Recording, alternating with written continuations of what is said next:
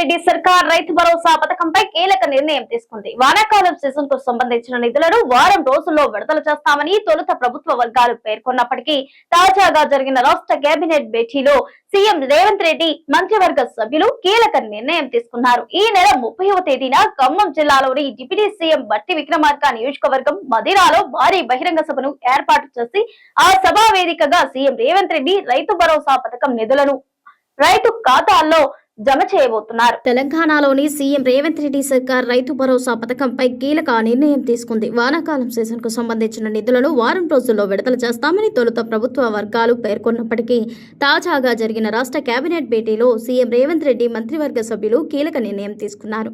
ఈ నెల 30వ తేదీన ఖమ్మం జిల్లాలోని డిప్యూటీ సీఎం బట్టి విక్రమార్క నియోజకవర్గం మదిరాలో భారీ బహిరంగ సభను ఏర్పాటు చేసి ఆ సభా వేదికగా సీఎం రేవంత్ రెడ్డి రైతు భరోసా పథకం నిధులను రైతుల ఖాతాల్లో జమ చేయబోతున్నారు. తెలంగాణ వ్యాప్తంగా నైరుతి రుతుపవనాలు విస్తరిస్తున్నాయి. దీంతో రాష్ట్రంలో వర్షాలు కురుస్తున్నాయి. రైతులు పంటల సాగుకు సిద్ధమయ్యారు.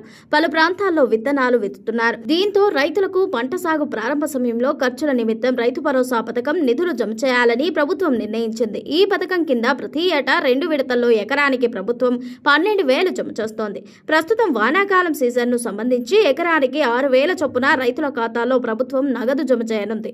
రైతు భరోసా పథకం కింద ఎన్ని ఎకరాలకు నిధులు జమ చేస్తోందనే విషయంపై ప్రభుత్వం ప్రకటన చేయలేదు.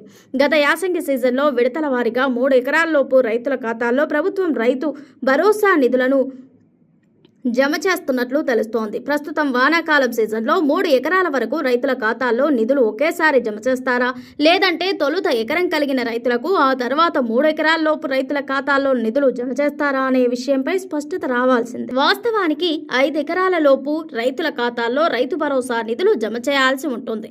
మరి ప్రభుత్వం ఎలాంటి నిర్ణయం తీసుకుంటుందనే విషయంపై రైతుల్లో ఆందోళన నెలకొంది.